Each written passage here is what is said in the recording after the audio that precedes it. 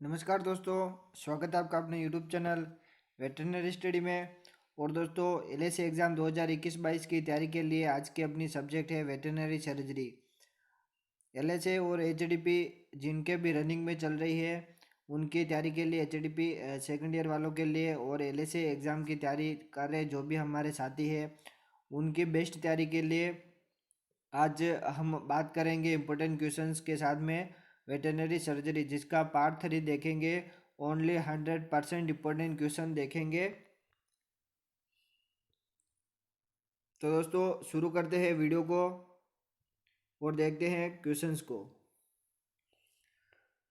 तो दोस्तों, अपना फर्स्ट क्वेश्चन है कि इलेक्ट्रिक डिहॉर्नर का कार्य है। देखिए दोस्तों, ये सिंग को ख़त्म करने से रिलेटेड क्वेश्चन है, जिसमें पूछा गया है कि इलेक्ट्रिक डिहॉर्नर जो मशीन है उसका कार्य क्या है। ठीक है दोस्तों, जो इलेक्ट्रिक डिहॉर्नर है उसका कार्य क्या है, तो उसका जो कार्य है वो है कि सिंग रोदन। ठीक है दोस्तों, सिंग रोदन करना है, सिंग को दबा देना है। नेक्स्ट क्वेश्चन है कि सिंग रोदन के लिए कौन सा रसायन काम में लेते हैं। अब जो सिंग रोदन किया जाता है उसके लिए जो रसायन है, केमिकल है, वो कौन सा यूज किया जाता है इसमें। तो यह बहुत ही इम्पोर्टेंट क्वेश्चन है, जिसमें इसका आंसर आएगा KOH और NaOH। ये दोनों ही इम्पोर्टेंट है, इन दोनों को ही यूज किया जाता है सिंग रोदन में। तो राइट आंसर अपना होगा अपना दोनों A एंड B। अगला है कि सिंग रोदन के समय बछड़े की उम्र होनी चाहिए। अब जो हम सिंग रोदन कर रहे हैं, ये बहुत ही इम्पोर्टेंट क्वेश्चन है दोस्तों, कि जब हम सिंग रोदन कर रहे हैं तो उस समय जो बछड़ा है उसकी उम्र कितनी होनी चाहिए। तो जो उसकी उम्र होनी चाहिए वो है 1 से 10 दिन। ठीक है, कितनी होनी चाहिए? सिर्फ 1 से 10 दिन, यानी कि ब्याने से लेकर बच्चे के जन्म से लेकर 10 दिन तक उसका, 10 दिन से पहले उसका हम सिंग रोदन कर सकते हैं। नेक्स्ट है कि इलेक्ट्रिक डिहॉर्नर द्वारा सिंग रोदन करते समय तापमान और समय होना चाहिए। जब हम इलेक्ट्रिक डिहॉर्नर से सिंग रोदन कर रहे हैं तो उस समय तापमान पर समय कितना होना चाहिए, ये भी बहुत इंपॉर्टेंट है। तो उसका तापमान जो है 1000 डिग्री फ़ारेनहाइट और 10 सेकंड के लिए, 10 सेकंड के लिए उस सिंग पर डिहॉर्नर, इलेक्ट्रॉनिक जो डिहॉर्नर होता है उसको दबा के रखना पड़ता है सिर्फ 10 सेकंड के लिए।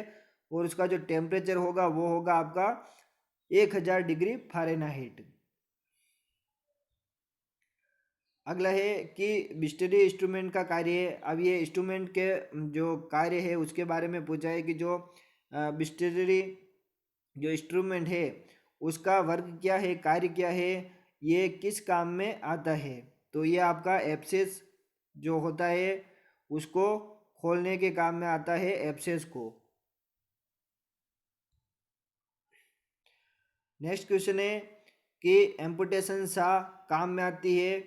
जो आपकी एम्पुटेशन जो सा होती है वो किस काम में आती है, ये इक्विपमेंट जो होते हैं, इंस्ट्रूमेंट है, उसके बारे में इसमें क्वेश्चन पूछे गए हैं। जो भी ये क्वेश्चन आ रहे हैं अभी, तो जो आपका एम्पुटेशन सा होता है वो किस काम में आता है, तो वो आता है आपका सिंग काटने में।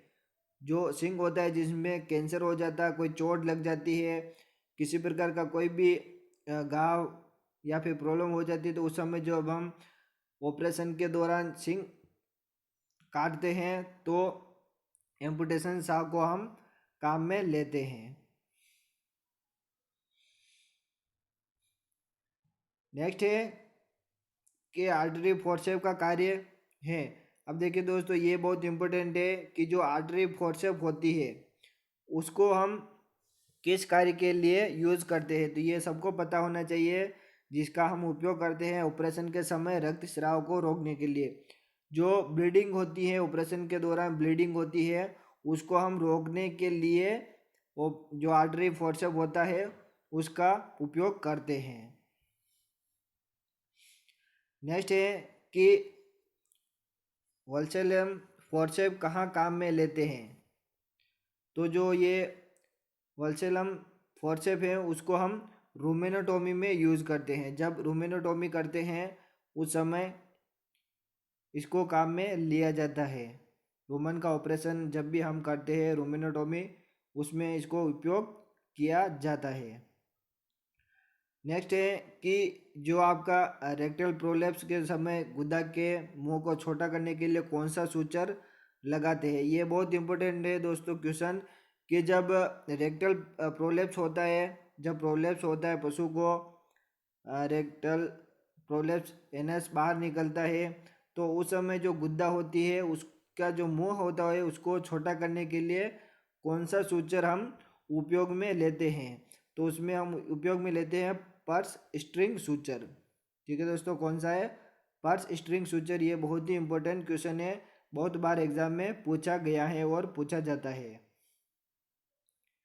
नेक्स्ट है कि रक्तवाहिनियों के कटे हुए भागों को जोड़ने के लिए कौन सा सूचर पैटर्न काम में लिया जाता है। ये भी बहुत इंपॉर्टेंट क्वेश्चन है कि जब रक्तवाहिनियाँ कट जाती है तो उनके जो भाग होते हैं उनको जोड़ने के लिए हम कौन सा सूचर काम में, सूचर पैटर्न काम में लेंगे। तो उसमें हम एवर्जन लेते हैं। क्या लेते हैं? एवर्जन सूचर पैटर्न काम में लेते हैं। नेक्स्ट है कि रोमन, गर्भाशय तथा मूत्राशय जैसे खोखले अंगों में सूचर लगाते हैं। अब देखिए दोस्तों, जो रोमन, गर्भाशय, मूत्राशय इत्यादि ऐसे खोखले जो अंग होते हैं उनमें कौन सा सूचर हम लगाते हैं। तो उसमें हम लेम्बर्ट, ठीक है दोस्तों, कौन सा? लेम्बर्ट सूचर लगाते हैं खोखले अंगों में। अगला क्वेश्चन है कि निम्न में से गैसीय निश्चेतक का उदाहरण है। अब जो आपकी लिक्विड निश्चेतक होती है, अब उसी प्रकार से गैसीय निश्चेतक होता है जिसका निम्न में से कौन सा उदाहरण है, इसके बारे में पूछा गया। तो इसमें आपके नाइट्रस ऑक्साइड, जीनोन और साइक्लोप्रोपेन ये तीनों ही गैसीय निश्चेतक के उदाहरण है। तो जो अपना राइट आंसर होगा वो है उपरोक्त सभी।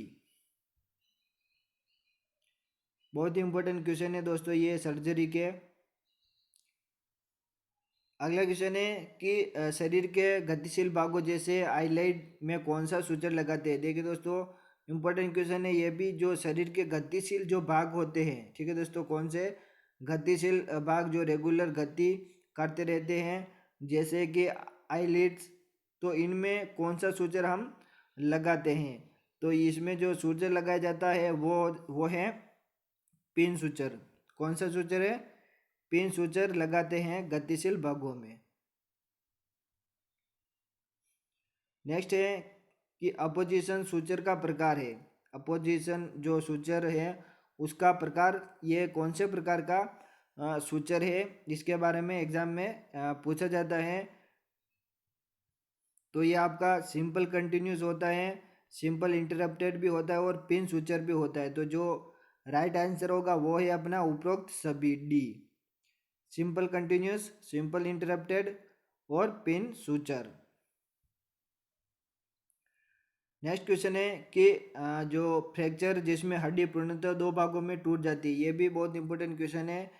डिफाइन में भी पूछा जाता है कि जो आपका कंप्लीट फ्रैक्चर है या फिर ग्रीन स्ट्रिक फ्रैक्चर है किसे कहते हैं, या फिर फिन द ब्लैक्स में भी पूछा जाता है। तो जो क्वेश्चन है वो है कि फ्रैक्चर जिसमें हड्डी पूर्णतः दो भागों में टूट टूट जाती है, दो भागों में अलग अलग हो रही, तो उसको हम कौन सा फ्रैक्चर कहेंगे। तो उसको हम कंप्लीट फ्रैक्चर कहते हैं। क्या कहते हैं? Complete fracture.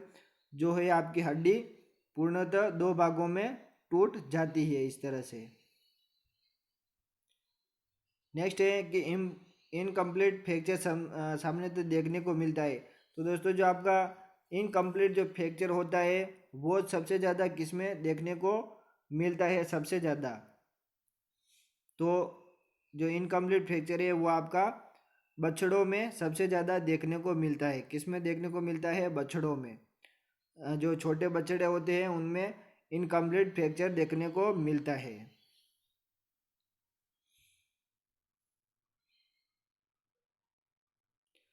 अगला क्वेश्चन है कि निम्न में से कौन सा इनकम्प्लीट फ्रैक्चर है। अब इनकम्प्लीट फ्रैक्चर के भी अलग अलग उदाहरण है, कंप्लीट और इनकम्प्लीट के। तो इनमें से कौन सा जो फ्रैक्चर है जो इनकम्प्लीट फ्रैक्चर की श्रेणी में आता है, उसमें आता है। तो जो आपके greenstick fracture, fissure fracture, depression fracture, ये तीनों ही इनकम्प्लीट फ्रैक्चर में आते हैं। तो राइट आंसर आप होगा अपना उपरोक्त सभी, जिसमें आपके greenstick fracture, fissure fracture और डिप्रेशन फ्रैक्चर, ये तीनों ही आते हैं इनकम्प्लीट फ्रैक्चर में।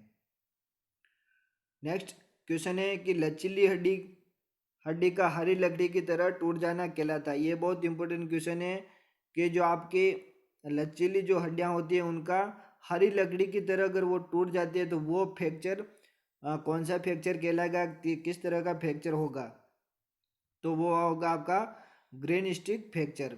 ये बहुत ही इंपॉर्टेंट क्वेश्चन है। ग्रीन स्टिक फ्रैक्चर किसे कहते हैं? तो लचीली हड्डी का हरी लकड़ी की तरह टूट जाना। अगला क्वेश्चन है कि हड्डी में मामूली दरार पड़ जाना। जो हड्डी जो होती है उसमें अगर मामूली से अगर दरार पड़ जाती है तो वो फ्रैक्चर किस तरह का फ्रैक्चर कहलाएगा? तो वो आपका फिशर फ्रैक्चर कहलाता है। कौन सा? फिशर फ्रैक्चर कहलाता है अगर हड्डी में मामूली से दरार पड़ जाती है तो।